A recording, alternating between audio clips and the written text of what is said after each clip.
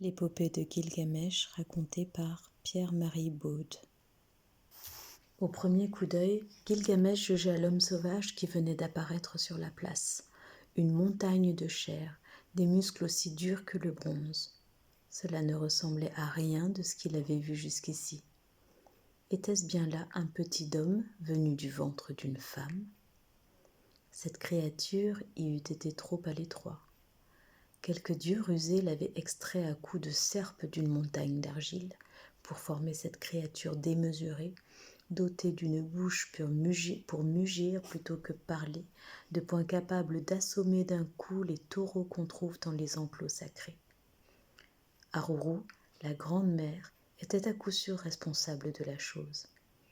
Elle l'avait façonné dans la solitude du désert, elle lui avait donné le souffle, et l'homme d'argile avait rejoint les hardes et vécu avec elle. Ensuite, comme une grenouille rejoint le ruisseau, qui rejoint la rivière, qui rejoint le fleuve, l'homme sauvage était arrivé dans les lieux habités. Gilgamesh sentit monter la colère en voyant botter la joie et l'homme sauvage s'avancer la main dans la main comme des amoureux.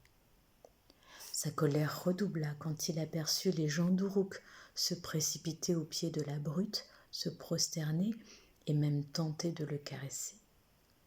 Après les premiers moments d'épouvante, il n'avait plus peur de lui. Il sentait que si quelqu'un pouvait mettre fin à l'arrogance de Gilgamesh, c'était bien lui. Le sang monta à la tête du roi. Il était rempli de rage. Enkidu ne pensait à rien, se demandait vaguement dans sa cervelle à court de mots où Beauté la Joie allait le conduire pour faire la fête. Allait-il se mêler à la noce, où il pourrait boire de la bière et danser toute la nuit ? Enkidu lui faisait confiance, comme on fait à une femme qu'on aime. Gilgamesh fit arrêter le cortège. « Étranger !» cria-t-il. « Nomme-moi le pays d'où tu viens pour que j'aille y faire ma récolte de sauvages. J'ai grand besoin d'esclaves et de bêtes de somme. Ce doit être un étrange pays où sans doute les chacals sentent moins mauvais que les hommes. » Enkidu, à qui s'adressait ce discours, ne comprenait pas grand-chose. On n'a pas l'habitude chez les animaux sauvages de s'envoyer des insultes. Gilgamesh continua.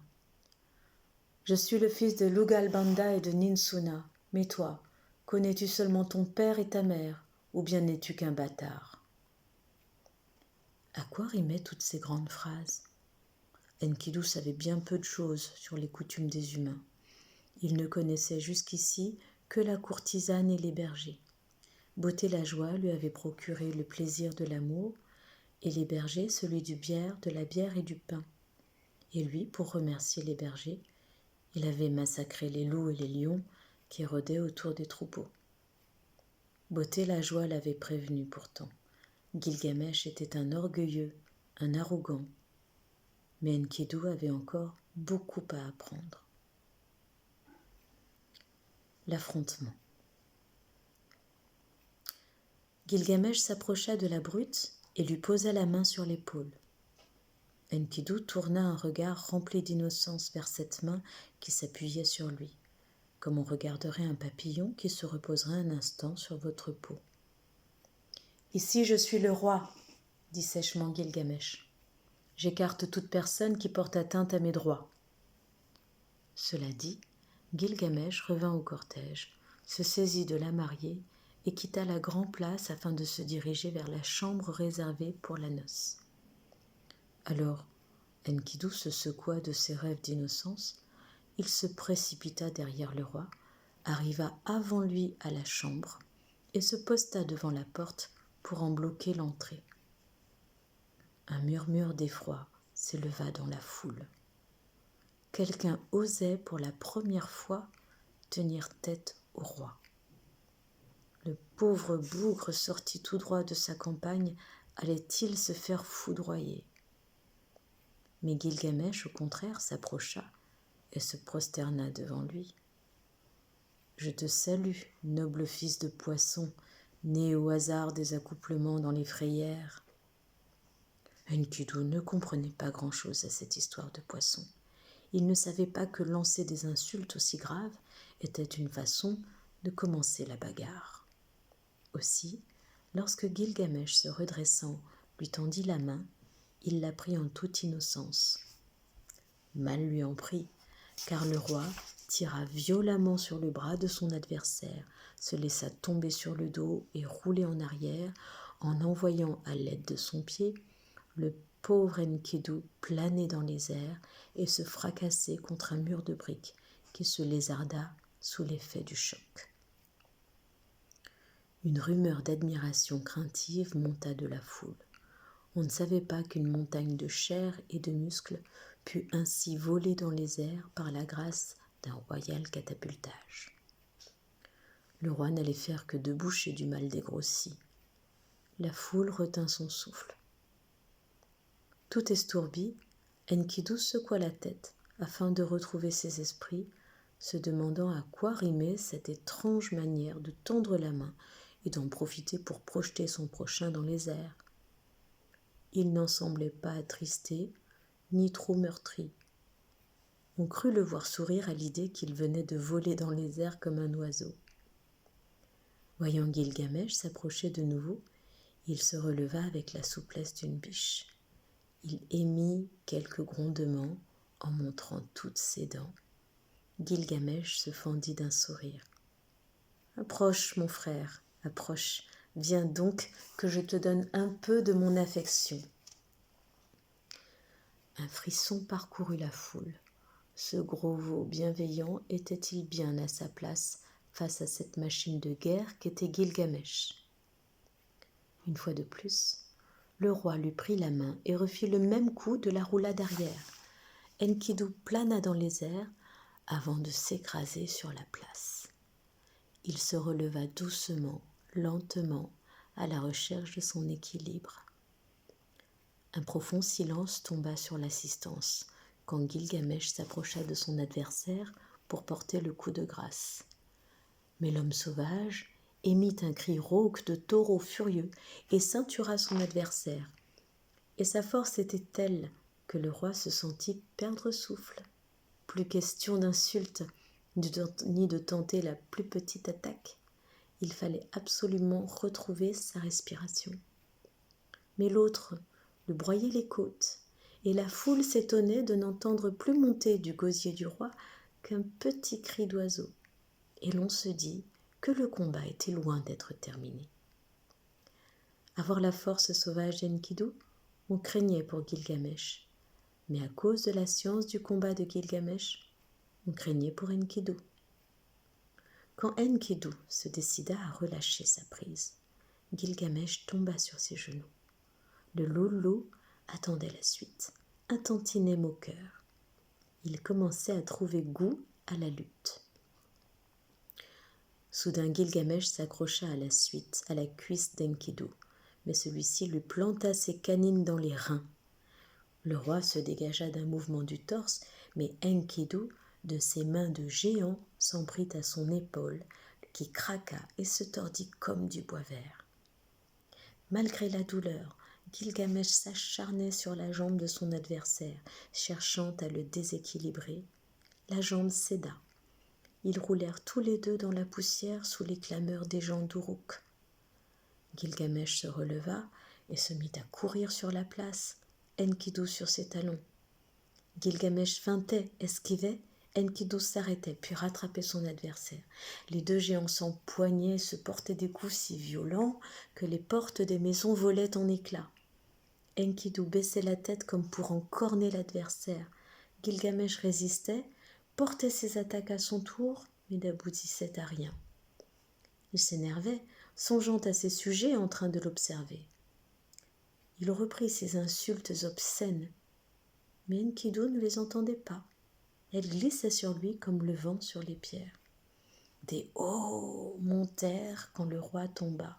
Des « ah » surgirent quand il se redressa et que l'homme sauvage à son tour fut renversé sur le dos. Gilgamesh lui faisait au cou une clé mortelle, mais Enkidu de ses jambes lui faisait au corps une étreinte de serpent à lui broyer les os. Ils étaient là, chancelants, défaillants, déployant pourtant des forces surhumaines. On se dit que la fin était proche, que l'un ou l'autre, forcément, allait accepter la défaite, des muscles qui défaillent, des vertèbres qui craquent, et ce serait la fin. Oui, la mort rôdait autour de ces deux corps, attendant de faire son œuvre. Mais aucun des deux géants ne cédait. Ils semblaient enlacés pour l'éternité. Puis, lentement, irrésistiblement, Gilgamesh relâcha ses efforts, et l'on vit distinctement la bouche du sauvage Enkidu s'approcher du cou de son adversaire, et l'on se dit qu'il allait de ses dents le saigner comme un gibier. Mais soudain, Enkidu apaisa sa colère. C'est sur le front de Gilgamesh qu'il posa ses lèvres, et Gilgamesh apaisa lui aussi sa colère. Ce furent de longues embrassades. Allongés dans la poussière, les deux adversaires n'en finissaient pas de se féliciter. Ils riaient, ils laissaient leur souffle et leur cœur se calmer. Puis, enfin, ils s'aidèrent mutuellement à se relever. Bras dessus, bras dessous, ils allèrent s'abriter à l'ombre des murailles et demandèrent qu'on leur apporte à boire. La foule hurlait sa joie. Les dieux avaient entendu la prière des plaignants. Gilgamesh venait de trouver un ami. Jamais il ne serait plus comme avant. Les deux amis. Le lendemain, quand le roi sortit du palais, il n'était plus seul. L'homme qui l'accompagnait lui ressemblait comme un frère, même allure, plus petit mais plus costaud, comme disaient les gens. Gilgamesh avait ceint d'un bandeau ses longs cheveux souples et bouclés. Enkidu laissait les siens descendre librement sur les épaules, drus et ondulants. Il riait et se tenait par l'épaule. « Allons voir ma mère Ninsuna la Bufflesse. Je veux te présenter à elle, dit Gilgamesh. Sais-tu que j'ai fait des rêves où elle te cajolait comme son propre fils? Nous sommes frères tous les deux. » Tout ému et pleurant, Enkidu répondit. « Ta mère a donné naissance à un être exceptionnel, et les dieux ont eu raison de te faire roi. Tu domines tous les hommes de la tête et des épaules. » Mais après quelque temps passé au palais, Enkidu sombra dans la tristesse. Rien ne le réjouissait plus. « Que se passe-t-il donc, mon frère ?» lui demandait Gilgamesh. Mais Enkidu ne savait pas répondre. Gilgamesh pria Beauté la joie de s'occuper de lui, mais personne ne parvenait à lui enlever sa tristesse. Il pleurait au milieu des fêtes, il n'avait pas le goût de vivre. « Est-ce que quelque chose ne va pas ?» s'enquéraient tour à tour Beauté la joie et Gilgamesh. « N'es-tu pas heureux avec nous ?» Mais l'ancien homme sauvage ne savait pas donner de raison à sa mélancolie. « Ma gorge se serre toute seule, constatait-il. Mes bras perdent leur force. La vitalité dans tout mon corps se change en fatigue. » Beauté la joie était très malheureuse de voir Enkidu sombrer dans la tristesse. « C'est le mal-être, songeait-elle. Il s'ennuie. Cet homme né dans la steppe a tété le lait des bufflesses et des chèvres sauvages. Il n'a connu ni père ni mère. Il lui faut tout apprendre. Qui est un père, qui est une mère, qui est un ami? À Gilgamesh, elle confiait tout attristée. « Je fais ce que je peux, seulement voilà. La plus belle fille du monde ne peut donner que ce qu'elle a. Il a trouvé un frère en ta personne. C'est déjà beaucoup. Ce qu'il faudrait, c'est un projet, un très grand projet qui scellerait votre amitié pour toujours. Quelque chose à la limite de l'impossible et qui vous lierait à la vie, à la mort. » « Je vais y réfléchir, » répondit le roi.